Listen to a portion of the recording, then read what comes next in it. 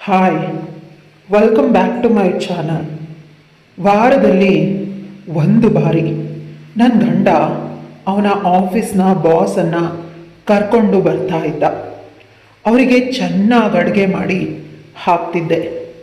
ಇಂದು ನನ್ನ ಗಂಡ ಚೆನ್ನಾಗಿ ತಿಂದು ಕುಡಿದು ಮಲಗಿದ್ದಾನೆ. ಅವನಿಗೆ ಪ್ರಜ್ಞೆನೇ ಇಲ್ಲ. ಆದರೆ ಅವರ ಬಾಸ್ ಅವನಿಗಿರೋ ಅಲ್ಪ ಸ್ವಲ್ಪ ಪ್ರಜ್ಞೆಯಲ್ಲಿ ನನ್ನನ್ನು ಗಟ್ಟಿಯಾಗಿ ತಕ್ಕೊಂಡು, ನೀನಂದರೆ ತುಂಬ ಇಷ್ಟ, ಎಷ್ಟೊಂದು ಸುಂದರವಾಗಿದೆಯಾ ನೀನು, ಇವನ ಜೊತೆ ನಲ್ಗೆ ಹೋಗ್ತಿದ್ಯಾ ಬಾ ಅಂತ ನನ್ನನ್ನು ಹೇಳ್ದ. ನನಗೂ ಕೂಡ ಅವನಂದರೆ ತುಂಬ ಆಸೆ ಇತ್ತು. ಪ್ರತಿ ಸಲ ಅನ್ಕೋತಿದ್ದೆ, ನಾನು ನನ್ನ ಗಂಡನಿಗಿಂತ ಹೆಚ್ಚಾಗಿ ಇವನ ಜೊತೆ ಮದುವೆ ಆಗಿದ್ದಿದ್ರೆ ಹೇಗಿರ್ತಾ ಇತ್ತು ಅಂತ ಆಸೆ ಆಗ್ತಿತ್ತು. ಅವನು ನನ್ನ ಶೀಲನ ದೋಚ್ದ. ಆದರೆ ಎಚ್ಚರ ಆದಾಗ ಇದನ್ನೆಲ್ಲ ನನ್ನ ಗಂಡ ನೋಡಿ ಮಾಡಿದ ಕೆಲಸನ ನಾನು ಬೆಚ್ಚಬಿದ್ದೆ. ನನ್ನ ಹೆಸರು ಮಾಲತಿ. ತುಂಬ ಮುದ್ದಾಗಿ ಸಾಕಿದ್ದಾರೆ ನನಗೆ. ಇಬ್ಬರು ಅಣ್ಣಂದರು ಇದ್ದಾರೆ. ಅವರು ಡಿಗ್ರಿ ಮಾಡ್ತಿದ್ದಾರೆ. ನಾನು SSLC ಓದ್ತಾ ಇದ್ದೀನಿ. ನೋಡೋದಕ್ಕೆ ಸುಂದರವಾಗಿದ್ದೀನಿ. ಅದಕ್ಕಾಗಿ ಅಪ್ಪ ಪ್ರತಿ ಬಾರಿ ನನ್ನ ಜೊತೆ ಸ್ಕೂಲಿಗೆ ಬರ್ತಾರೆ ಬಿಡೋದಕ್ಕೆ. ಪುನಃ ಸಂಜೆ ಕರ್ಕೊಂಡು ಹೋಗೋದಕ್ಕೆ ಬರ್ತಾರೆ. ನನ್ನ ಬದುಕು ತುಂಬ ಸುಂದರವಾಗಿ ನಡೀತಾ ಇದೆ. ನಾನು ತುಂಬ ಅದೃಷ್ಟವಂತೆ. ನನ್ನ ಬದುಕು ಸುಂದರವಾಗಿದೆ. ನಾನು ಪ್ರತಿ ಬಾರಿಯೂ ಈ ಅಪ್ಪ ಅಮ್ಮನ ಹೊಟ್ಟೆಯಲ್ಲಿ ಹುಟ್ಟಬೇಕು, ಅಣ್ಣಂದರು ಇದೇ ರೀತಿ ಇರಬೇಕು ಅಂತ ಅನ್ಕೋತಿದ್ದೆ. ಆದರೆ ದೇವರಿಗೆ ಮತ್ತೆ ಎಲ್ರಿಗೂ ನಮ್ಮ ಮೇಲೆ ಪ್ರೀತಿ ಕಡಿಮೆ ಆಯಿತು ಅಂತ ಅನಿಸುತ್ತೆ.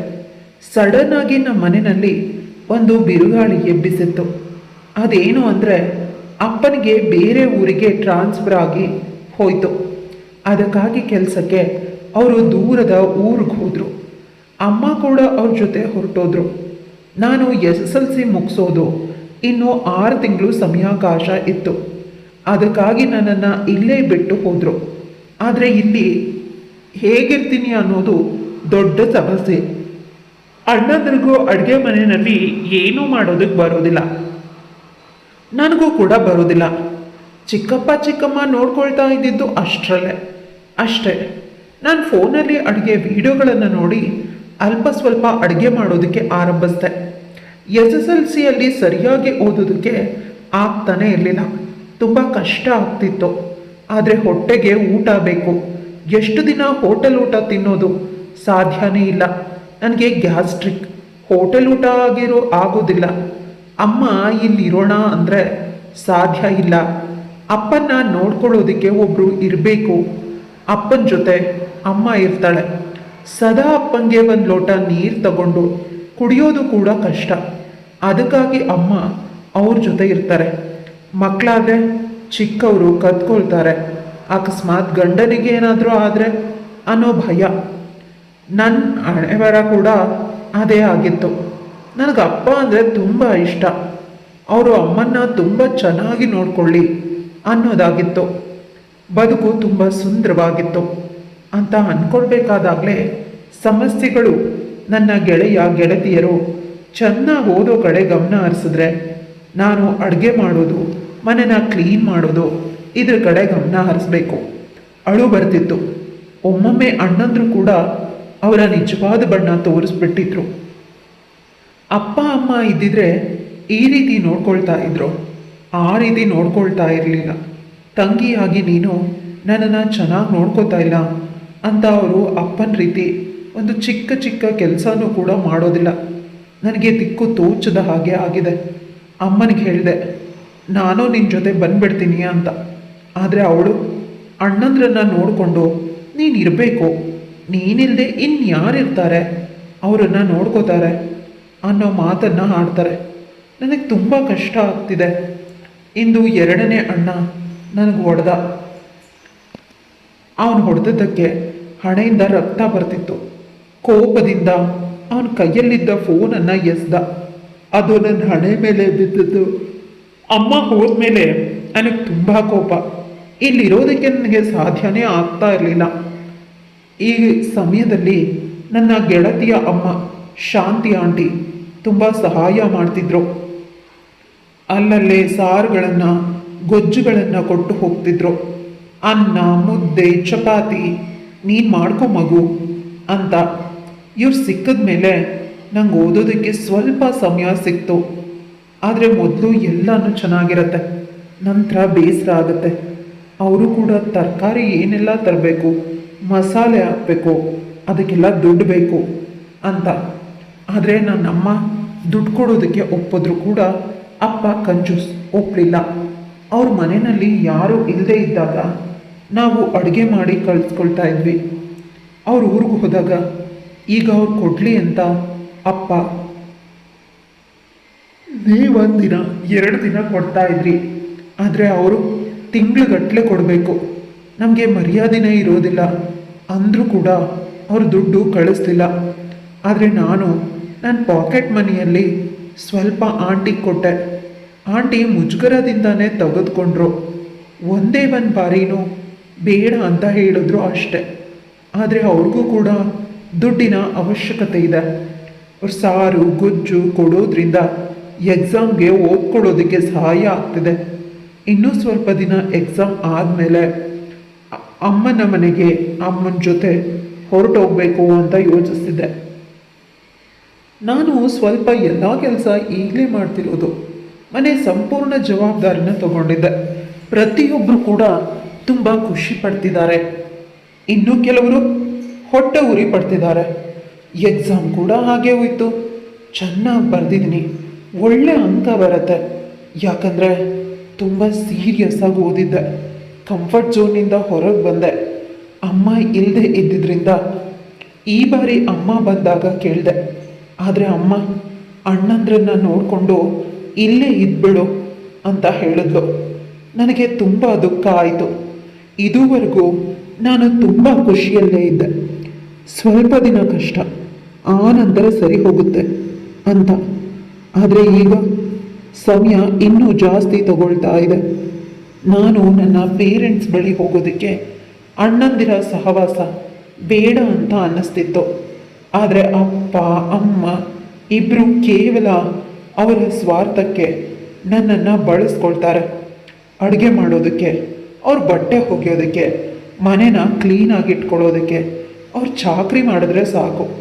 ನನಗವ್ರು ಚಾಕ್ರಿ ಮಾಡಿ ಮಾಡಿ ಸಾಕಾಗಿ ಹೋಗಿದೆ. ಈ ಕಷ್ಟದಿಂದ ನನ್ನನ್ನು ಪಾರು ಮಾಡಿದ್ದು ರವಿ. ರವಿ ನನಗಿಂತ 2 ವರ್ಷ ದೊಡ್ಡವನು. ನಾನು ಓದೋ ಕಾಲೇಜಲ್ಲೇ ಓದ್ತಾ ಇದ್ದ. 10th ಒಳ್ಳೆ ಅಂಕ ಬಂತು. ಅದರ ಫಲವಾಗಿ ಕಾಲೇಜ್ಗೂ ಸೇರಿಕೊಂಡೆ. ಅಲ್ಲಿ ರವಿ ಪರಿಚಯನೂ ಆಯಿತು. ರವಿ ಡಿಗ್ರಿ ಮಾಡ್ತಿದ್ದಾನೆ. ಆದರೆ ನನಗೆ ಅವನ ಕಡೆ ಆಕರ್ಷಣೆ. ಅವನಿಗೆ ಪ್ರತಿದಿನ ಕಾಲೇಜಲ್ಲಿ ಕೂತ್ಕೊಂಡು ನಾನು ಮಾತಾಡಲೇಬೇಕು. ಕಡಿಮೆ ಅಂದರೆ ಒಂದು ಅರ್ಧ ಗಂಟೆ, ಇನ್ನೂ ಚೆನ್ನಾಗಿ ಮಾತಾಡಬೇಕು ಅಂದರೆ ಒಂದು 2 ಗಂಟೆ ಆಗುತ್ತೆ. ನಮ್ಮಿಬ್ಬರ ಆಸೆಗಳು ಆಕಾಂಕ್ಷೆಗಳು ಒಂದು ಕಡೆ. ಅಮ್ಮ ಅವಳ ಮನೆಗೆ ಕರ್ಕೊಂಡು ಹೋಗಲಿಲ್ಲ ನನ್ನನ್ನು. ನಾನಿಲ್ಲಿ ಆಂಟಿ ಸಹಾಯದಿಂದ ಕಾಲೇಜಿಗೆ ಸೇರಿಕೊಂಡು ಮೊದಲು ಭಯ ಆಗ್ತಿತ್ತು. ನಂತರ ಎಲ್ಲರೂ ಒಳ್ಳೆಯವರೇ. ಕಾಲೇಜ್ನವರು ನಂಗೆ ತುಂಬ ಸಪೋರ್ಟ್ ಮಾಡಿದ್ರು. ಅಂದರೆ ನನ್ನ ಗೆಳತಿ ಕರಿಷ್ಮಾ ಮತ್ತು ಚೈತನ್ಯರ ಅಮ್ಮಂದರು, ಅವರು ಕೂಡ ನನಗೆ ಈಗ ಬೆಸ್ಟ್ ಫ್ರೆಂಡ್ಸ್. ಅವರು ಕೂಡ ಸಾರುಗಳನ್ನು ಟಿಫನ್ಗಳನ್ನು ನನಗೆ ಕೊಡ್ತಾರೆ. ದೇವರು ಒಂದು ಕಡೆ ಕಟ್ ಮಾಡಿದ್ರು ಇನ್ನೊಂದು ಕಡೆ ಕೊಡ್ತಾನೆ ಅನ್ನೋದಕ್ಕೆ ನಾನು ದೊಡ್ಡ ಉದಾಹರಣೆ. ನಾನು ಈ ಉದಾಹರಣೆಯಿಂದ ಬದುಕ್ತಾ ಇದ್ದೀನಿ. ರವಿ ನನ್ನನ್ನು ಪ್ರಾಣಕ್ಕಿಂತ ಹೆಚ್ಚಾಗಿ ಪ್ರೀತಿಸ್ತಾನೆ. ಮೊದಲು ಸ್ನೇಹ ಇತ್ತು, ಈಗ ಪ್ರೇಮ ಆಗಿದೆ. ದಿನದಿಂದ ದಿನಕ್ಕೆ ನಮ್ಮ ಪ್ರೇಮ ಹೆಚ್ಚಾಗ್ತಾ ಇದೆ ಅಂತ ಅನ್ನಿಸ್ದಾಗ ಅವನ ಮನೆಗೆ ಹೊರಟೋಗ್ತಾನೆ. ಅವನು ಬೈತಾನೆ, ನೀನು ಬರಬೇಡ, ಬಂದರೆ ಜನ ಏನು ಅನ್ಕೋತಾರೆ, ನೀನು ಆಕಾಶದಲ್ಲಿರೋ ನಕ್ಷತ್ರ, ನಾನೊಬ್ಬ ಬಡವ ಅಂತ ಹೇಳ್ತಿದ್ದ. ಆದರೆ ಅವನ ಮಾತಿಗೆ ಸೊಪ್ಪು ಹಾಕದೆ ನಾನು ಅವನನ್ನು ದಿನದಿಂದ ದಿನಕ್ಕೆ ಜಾಸ್ತಿ ಪ್ರೀತಿಸೋದಕ್ಕೆ ಪ್ರಾರಂಭಿಸಿದ್ದೆ. ಮನೆಯಲ್ಲಿ ಮೊದಲು ಈ ವಿಷಯ ಅಪ್ಪ ಅಮ್ಮಂಗೆ ತಿಳಿತು. ನಂತರ ಅವ್ರ ಅಣ್ಣಂದ್ರಿಗೆ ಚೆನ್ನಾಗಿ ಬೈದರು. ಇರೋ ಒಬ್ಳು ತಂಗಿನ ಕೇರ್ಫುಲ್ಲಾಗಿ ನೋಡ್ಕೊಳ್ಳೋದಕ್ಕೆ ನಿಮ್ಮ ಕೈಲಾಗಿಲ್ಲ. ವಿಷಯ ಗೊತ್ತಾದ ಮೇಲೆ ಇನ್ನೇನು ಅಂತ ಎಲ್ಲನೂ ಹೇಳಿದೆ. ನಾನು ನನ್ನನ್ನು ಪ್ರೀತಿಸ್ತಾ ಇರೋದು ನಿಜ. ರವಿನೇ ಮದುವೆ ಆಗೋದು. ನಿಮ್ಮ ಇಷ್ಟ ಇದ್ದರು ಇಲ್ಲೇ ಇದ್ದರು ಅಂತ ಹೇಳಿದೆ. ಅಮ್ಮ ನನ್ನ ಕೆನ್ನೆಗೆ ಬೀಗಿಸಿ ಹೊಡೆದ್ಲು. ನನ್ನ ಮಗಳು ಒಳ್ಳೆಯವಳು ಅಂತ ಅಂದ್ಕೊಂಡಿದ್ದೆ, ಇಷ್ಟೊಂದು ಕೆಟ್ಟವಳು ಅಂತ ಅಂದ್ಕೊಂಡೇ ಇರಲಿಲ್ಲ. ನೀವು ಕೂಡ ಕೆಟ್ಟು ಹೋಗಿದ್ರೆ ಅಥವಾ ಸತ್ತು ಹೋಗಿದ್ರೆ ಆಗ್ತಿತ್ತು. ನಿಂಗಿಂತ ಎಲ್ಲದರಲ್ಲೂ ಕೆಲಸದಲ್ಲಿರೋ ಹುಡುಗನನ್ನು ಪ್ರೀತಿ ಮಾಡಿದ್ರೆ ಅವನು ಕೂಡ ನಿನ್ನನ್ನು ಪ್ರೀತಿ ಮಾಡ್ತಾನೆ. ಅದರಲ್ಲಿ ದೊಡ್ಡ ವಿಷಯ ಏನಿದೆ ಅಂತ ಅಮ್ಮ ಎಷ್ಟೋ ತಿಳುವಳಿಕೆ ಹೇಳಿದ್ರು. ನಂಗೆ ಅರ್ಥ ಆಗದೆ ರವಿನ ಹೋಗಿ ಮದುವೆ ಆದೆ. ರವಿ ಕೂಡ ರೆಡಿ ಆಗಿದ್ದ. ಅವನೆಷ್ಟು ಒಳ್ಳೆಯವನು ಅಂದರೆ ಅವನು ಎಷ್ಟು ನನ್ನನ್ನು ಪ್ರೀತಿ ಮಾಡ್ತಾ ನಾನು ಹೇಳಿದ ಮಾತನ್ನು ಕೇಳ್ತಾನೆ ಅಂತ ಅಂದ್ಕೊಂಡಿದ್ದೆ. ಆದರೆ ಮದುವೆಯಾದ 2ನೇ ದಿನಕ್ಕೆ ನಾನು ತಿಳಿದ ವಾಸ್ತವ ಸತ್ಯ. ರವಿ ಕಡು ಬಡವ. ಅವರ ಅಪ್ಪ ಅಮ್ಮ ಹಳ್ಳಿನಲ್ಲಿ ದಿನಕೂಲಿ ಮಾಡ್ಕೊಂಡಿದ್ದಾರೆ. ಅವರು ಇವನಿಗೆ ದುಡ್ಡು ಕೊಡೋದಕ್ಕೆ ಸಾಧ್ಯನೇ ಇಲ್ಲ. ಅವನು ಅವನ ಗೆಳತಿಯರಿಗೆ ಪ್ರಾಜೆಕ್ಟ್ ವರ್ಕ್ ಮಾಡಿಕೊಡ್ತಾನೆ. ಅವ್ರು ಕೊಡೋ ಅಲ್ಪ ಸ್ವಲ್ಪ ದುಡ್ಡಲ್ಲಿ ಬದುಕನ್ನು ಸಾಗಿಸೋದು ಇದು ಕಷ್ಟದ ಜೀವನ. ಅದಕ್ಕೆ ಇವನು ನನ್ನನ್ನು ಪ್ರೀತಿ ಮಾಡಿದ್ದು. ನನ್ನ ಅಪ್ಪ ಅಮ್ಮ ಶ್ರೀಮಂತರು, ದುಡ್ಡು ಕೊಡ್ತಾರೆ ಅಂತ ಬದುಕನ್ನು ಸಾಗಿಸೋದಕ್ಕೆ ಬದುಕು ಸುಂದರವಾಗಿರುತ್ತೆ ಅಂತ. ಈಗ ಅಪ್ಪ ಅಮ್ಮಗೆ ವಿಷಯನ ವಿವರಿಸಿ ಹೇಳಿದೆ. ಆದವರು ನೀನು ಬಂದುಬಿಡು, ಅವ್ನು ಬೇಡ ಅಂತ ಹೇಳಿದ್ರು. ಇವನು ನೀನು ಬಿಟ್ಟು ಹೋದರೆ ನಾನು ಬದುಕಿರೋದಲ್ಲ ಅಂತ ಹೇಳ್ತಿದ್ದಾನೆ. ಯಾವುದನ್ನು ಕೂಡ ಅರ್ಥ ಮಾಡ್ಕೊಳ್ಳೋದ ಪರಿಸ್ಥಿತಿನಲ್ಲಿದ್ದೀನಿ. ದಿನಗಳು ಕಳೆದಂತೆ ನಾನು ಈ ಬದುಕಿಗೆ ಅಡ್ಜಸ್ಟ್ ಆಗೋದನ್ನು ಕಲಿತ್ಬಿಟ್ಟೆ. ಈಗ ನನಗೆ ಅಷ್ಟೊಂದು ಕಷ್ಟ ಆಗೋದಿಲ್ಲ. ರವಿಗೆ ಒಂದು ಚೆನ್ನಾಗಿರೋ ಕಂಪ್ನಿನಲ್ಲಿ ಕೆಲಸ ಸಿಕ್ಕಿದೆ. ನಾನು ಓದನ್ನು ಬಿಟ್ಟು ಪಾರ್ಟ್ ಟೈಮ್ ಕೆಲಸ ಮಾಡ್ತಿದ್ದೀನಿ. ರವಿನ ಓದಿಸ್ತಿದ್ದೆ. ರವಿಗೆ ಕೆಲಸ ಸಿಕ್ತು. ನನಗೆ ಕೆಲಸ ಸಿಕ್ಕಿದಷ್ಟು ಖುಷಿ ಆಯಿತು. ಆದರೆ ಈ ಕೆಲಸ ಸಿಕ್ಕಿದ ಮೇಲೆ ದುಡ್ಡು ಬಂದ ಮೇಲೆ ರವಿ ಬದಲಾದ. ತನ್ನ ಹೆಂಡ್ತಿನ ತನ್ನ ಬದುಕಿನ ಸರ್ವಸ್ವನ ಅವನು ಕಾಲಿಂದ ಒದಿಯೋದಕ್ಕೆ ಆರಂಭಿಸ್ದ. ನನಗೊಂದು ಜೊತೆ ಸಾಕಾಗ್ಬಿಟ್ಟಿತ್ತು. ಈ ಟೈಮಲ್ಲಿ ರಾಜೇಶನಿಗೆ ಪರಿಚಯ ಆಯಿತು. ರಾಜೇಶ್ ಅವನ ಬಾಸ್. ಅವನು ನನ್ನ ಕಡೆ ತುಂಬ ಇಂಟ್ರೆಸ್ಟ್ ತೋರಿಸ್ತಾನೆ ಅಂತ ಈ ಬಡವನಿಂದ ನಾನು ದೂರ ಹೋಗಬೇಕಾಗಿತ್ತು. ಅದಕ್ಕಾಗಿ ಪ್ರತಿ ವಾರ ರಾಜೇಶ್ಗೆ ಊಟಕ್ಕೆ ಬರುವಂತೆ ಮಾಡಿದೆ. ಇಂದು ರಾಕೇಶ್ ಊಟಕ್ಕೆ ಬಂದಾಗ ರವಿಗೆ ಸ್ವಲ್ಪ ಜಾಸ್ತಿ ಕುಡಿಸುವಂತೆ ಹೇಳಿದೆ. ಅವನು ಚೆನ್ನಾಗಿ ಕುಡಿದು ಮಲ್ಕೊಂಡ. ಈಗ ರಾಕೇಶ್ನು ಆಸೆಯ ಕಣ್ಣುಗಳು ನನ್ನ ಕಡೆ ನೋಡೋದಕ್ಕೆ ಆರಂಭಿಸಿದ್ವು. ನಾನು ಹೇಳಿದೆ, ನಾನು ಮದುವೆ ಆಗಿರೋ ಹುಡುಗಿ, ನಿನ್ನ ಜೊತೆ ಸಂಬಂಧ ಇಟ್ಕೊಳ್ಳೋದಕ್ಕೆ ಸಾಧ್ಯನೇ ಇಲ್ಲ ಅಂತ. ಆಗ ರಾಕೇಶ್, ಡೈವರ್ಸ್ಗೆ ಹುಟ್ಬಿಡು, ನಾನು ನಿನ್ನನ್ನು ಮದುವೆ ಆಗ್ತೀನಿ, ನಿನ್ನನ್ನು ರಾಣಿ ಥರ ನೋಡ್ಕೋತೀನಿ ಅಂತ ನನ್ನನ್ನು ಗಟ್ಟಿಯಾಗಿ ತಪ್ಕೊಂಡು ನನ್ನ ತುಟಿಗೆ ಮುತ್ತುಗಳನ್ನು ಕೊಡೋದಕ್ಕೆ ಆರಂಭಿಸ್ದ. ಮೊದಲು ಮುಜುಗರ ಆದರೂ ರಾಕೇಶ್ನ ಮೇಲಿನ ಪ್ರೀತಿ, ಅವನು ಹಾಕಿದ ಬಟ್ಟೆ, ಅವನು ಹಾಕಿದ ಪರ್ಫ್ಯೂಮ್, ರವಿಯ ವಾಸನೆ ಮೈಗಿಂತ ರಾಕೇಶ್ನ ಸುಗಂಧಭರಿತ ಮೈ ತುಂಬ ಚಂದ ಅಂತ ಮನಸ್ಸಿಗೆ ಅನಿಸೋದಕ್ಕೆ ಆರಂಭ ಆಯಿತು. ನಾನು ಅವನ ಜೊತೆ ಬೆರೆತು ಹೋದೆ. ಅವನ ಸುಗಂಧಭರಿತವಾದ ದೇಹ, ಅವನು ನನ್ನ ದೇಹದ ಜೊತೆ ರಾತ್ರಿ ಪೂರ್ತಿ ಆಟ ಆಡ್ದ. ಅಷ್ಟೇ ಅಲ್ಲ, ನನ್ನ ಕತ್ತಿನ ಸುತ್ತ ಮುತ್ತಿನ ಮಾಲೆಯನ್ನು ನೀಡಿದ. ಕೆನ್ನೆಗಳಿಂದ ಮತ್ತು ರವಿ ವರ್ಷ ನೀಡುವ ಸುಖ ರಾಕೇಶ್ ಒಂದು ರಾತ್ರಿಯಲ್ಲಿ ನೀಡಿದ್ದಾನೆ. ಒಂದು ರೀತಿ ರಸಮಯ ಭರಿತವಾಗಿದೆ. ನಂತರ ನನಗೆ ನೋವಾದರೂ ಒಂದು ರೀತಿ ಹಿತವಾಗಿದೆ. ನಾನು ಅವನ ಪ್ರೀತಿಗೆ ಸೋತು ಹೋದೆ. ಅವನಿಗೆ ಜಾಸ್ತಿ ನಾನು ಅವನ ಜೊತೆ ಮಲಗೋದಕ್ಕೆ ಇಷ್ಟಪಟ್ಟೆ ಅಂತ ಅನ್ನಿಸ್ತಿದೆ. ಅವನು ನಿಜವಾಗ್ಲೂ ರಾಣಿ ರೀತಿ ನನ್ನನ್ನು ಮುದ್ದಿಸ್ದ. ರವಿ ಆದರೆ ಕೆಲಸ ಆಗಬೇಕು ಅಷ್ಟೆ ಅಂತ ಹೇಳಿ ಮಾಡಿ ಹೋಗ್ತಿದ್ದ. ಇದೆಲ್ಲ ನಾನು ನೆನೆಸ್ಕೊಂಡು ಒಂದು ರೀತಿ ಖುಷಿ ಆಯಿತು. ನನಗೆ ರವಿಗಿಂತ ಮೊದಲು ರಾಕೇಶ್ ಸಿಕ್ಕಿದ್ದಿದ್ರೆ ಅವನನ್ನೇ ಪ್ರೀತಿಸಿ ಮದುವೆ ಆಗ್ತಿದ್ದೆ. ಚಿಕ್ಕ ವಯಸ್ಸು, ಅಪ್ಪ ಅಮ್ಮ ಇರಲಿಲ್ಲ, ಅಣ್ಣಂದರು ಇಬ್ಬರು ಕೂಡ ಸ್ವಲ್ಪ ಪ್ರೀತಿ ಕೊಟ್ಟಿದ್ರು ಸಾಕಾಗಿತ್ತು. ಆದರೆ ರವಿ ಕೊಟ್ಟ ಸ್ವಲ್ಪ ಪ್ರೀತಿ ಎಲ್ಲ ಪ್ರೀತಿಯನ್ನು ಮೀರಿಸಿತ್ತು ಅಂತ ನಾನು ಆಸೆಪಟ್ಟೆ. ಇಂದು ನನ್ನ ತಪ್ಪು ನಿರ್ಧಾರ ನನಗೆ ಬದುಕೋದಕ್ಕೆ ಬಿಡ್ತಿಲ್ಲ. ನಾನು ಎಮೋಷ್ನಲ್ ಆದೆ. ಆಗ ರಾಕೇಶ್ಗೆ ಅರ್ಥ ಆಯಿತು. ತಪ್ಕೊಂಡ, ಯಾಕೆ ಅಳ್ತಿದ್ಯಾ, ನಾನಿರಬೇಕಾದ್ರೆ ಅಂತ ಹೇಳ್ದ. ನೀನು ಮೊದಲು ಯಾಕೆ ಸಿಕ್ಕಲಿಲ್ಲ, ಇವನ ಜೊತೆ ಮದುವೆ ಆದಮೇಲೆ ನೀನು ಯಾಕೆ ಸಿಗದೆ ಅಂತ ಹೇಳಿದಾಗ, ಎಲ್ಲದಕ್ಕೂ ಸಮಯ ಬರಬೇಕು ಅಂತ ಹೇಳಿದಾಗ ನಾನು ಎಲ್ಲೂ ಹೋಗೋದಿಲ್ಲ, ಹೋದರೆ ನಿನ್ನ ಕರ್ಕೊಂಡೇ ಹೋಗ್ತೀನಿ, ರವಿಗೆ ಹೇಳಿನೇ ಕರ್ಕೊಂಡು ಹೋಗ್ತೀನಿ. ಕೇವಲ ನಿನ್ನನ್ನು ಇಷ್ಟಪಡ್ತಿಲ್ಲ, ನೀನು ನನ್ನ ಸರ್ವಸ್ವ, ನನ್ನ ಪ್ರಾಣ, ನಾನು ಪುಷ್ಪಜ್ಜಿಯ ಮುದ್ದಿನ ಮೊಮ್ಮಗ. ಅಂದರೆ ನಿನಗೆ ವರ್ಷನಲ್ಲಿ ಮಾಮ. ತುಂಬ ವರ್ಷಗಳ ಹಿಂದೆ ಮಾತುಕತೆ ಆಗಿತ್ತು, ಆದರೆ ನೀನು ಯಾರಿಗೂ ಹೇಳ್ದೆ ಕೇಳದೆ ಮದುವೆ ಆದರೆ, ನಿಧಾನ ಆದರೂ ಪರವಾಗಿಲ್ಲ, ನನಗೆ ನೀನು ಬೇಕು ಅಂತ ನಾನು ಆಸೆ ಪಡ್ತಾ ಇದ್ದೀನಿ. ನೀನು ನನ್ನ ಜೊತೆ ಬದುಕಿದ್ದು, ಸಂಸಾರ ಮಾಡಿದ್ದು, ಅದು ಇದು ಯಾವುದು ನನಗೆ ಹಿಂಸೆ ನೀಡೋದಿಲ್ಲ. ಕೇವಲ ನೀನು ನನ್ನ ಜೊತೆ ಇರಬೇಕು ಅಷ್ಟೇ. ಅವನ ಮಾತಿಗೆ ತಾನು ಮೂಕಳಾದೆ. ನಾನು ತಪ್ಪೇ ಮಾಡಿದ್ರು ಆ ತಪ್ಪನ್ನು ಕ್ಷಮಿಸಿ ನಿನ್ನನ್ನು ನನ್ನವಳನ್ನಾಗಿ ಮಾಡ್ಕೋತೀನಿ ಅಂತ ಹೇಳೋ ಪುಣ್ಯಾತ್ಮ ಇವನು ನನ್ನನ್ನು ರವಿ ಕೇವಲ ನನ್ನ ದುಡ್ಡಿಗಾಗಿ ನನ್ನನ್ನು ಮದುವೆ ಆದ. ಅವನಿಗೆ ಕೆಲಸ ಸಿಕ್ಕಿದ ಮೇಲೆ ನನ್ನನ್ನು ಕಡೆಗಣಿಸ್ದ. ಅಪ್ಪ ಅಮ್ಮನ ಮನೆಗೆ ಹೊರಟೋಗು ಅಂತ ಈಗ ಕಾಡಿಸ್ತಿದ್ದಾನೆ. ಆದರೆ ಇವನು ರಾತ್ರಿ ಪೂರ್ತಿ ಆನೆನ್ಯವನ ನಾನು ನನ್ನ ದೇಹದಲ್ಲಿ ತುಂಬಿಕೊಂಡಿದ್ರು ನೀನೇ ಬೇಕು ಅಂತ ಹೇಳ್ತಾನೆ. ನೀನು ಡೈರೆಕ್ಟಾಗಿ ಬಂದು ಕೇಳ್ಬೋದಾಗಿತ್ತು ಅಂದಾಗ ನೀನಾಗ ನಿನ್ನ ಮನಸ್ಸಿನ ಭಾವನೆನ ಬಿಸ್ತಾ ಇರಲಿಲ್ಲ.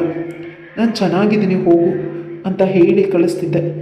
ಅದಕ್ಕಾಗಿ ಪ್ರತಿ ವಾರ ನಿನ್ನನ್ನು ಅಬ್ಸರ್ವ್ ಮಾಡೋದಕ್ಕೆ ಬರ್ತಿದ್ದೆ. ಮೊದಲು ನೀವಿಬ್ಬರು ಚೆನ್ನಾಗಿದ್ದೀರಾ, ನೀನು ಚೆನ್ನಾಗಿರೋದು ಮಾತ್ರ ನನಗೆ ಬೇಕಾಗಿದ್ದಿದ್ದು, ಚೆನ್ನಾಗಿರಲಿ ಅಂತ ಅಂದ್ಕೊಂಡೆ.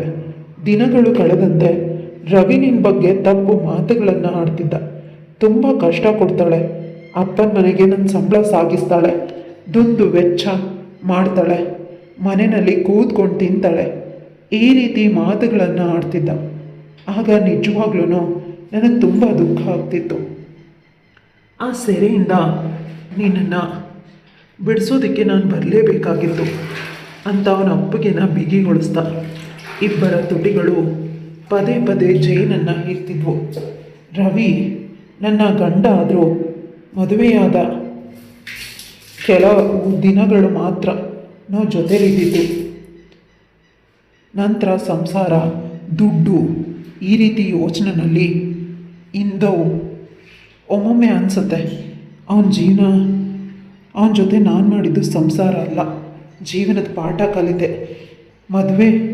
ಮದುವೆ ಆದರೆ ಅಪ್ಪ ಅಮ್ಮ ಒಪ್ಕೋತಾರ ಅಂದೆ. ಅದಕ್ಕೆ ಎಲ್ಲರೂ ಒಪ್ಪಿಸ್ತೀನಿ, ನೀನು ಮಾತ್ರ ಒಪ್ಕೋಬೇಕು. ನೀನು ಒಪ್ಪಿದ್ದೀಯಾ, ಪ್ರಪಂಚದ ಎಲ್ಲ ಸುಖಗಳು ನಂಗೆ ಸಿಕ್ಕಿದೆ ಅಂತ ಪದೇ ಪದೇ ಅವನು ನನ್ನ ಕೆನ್ನೆಗೆ, ತುಟಿಗೆ, ಕುತ್ತಿಗೆಗೆ ಮುತ್ತು ಕೊಡ್ತಿದ್ದಾನೆ. ಚಿಕ್ಕ ಮಕ್ಕಳಂತೆ ಅವನ ಮುಗ್ಧತೆ ನಾನು ಮಾಡ್ಬೋದೆ. ಈಗ ನಿಜವಾಗ್ಲೂ ಅನ್ನಿಸ್ತಿದೆ ನಾನು ನಿಜವಾಗ್ಲೂ ಭಾಗ್ಯವಂತಲು ಅಂತ.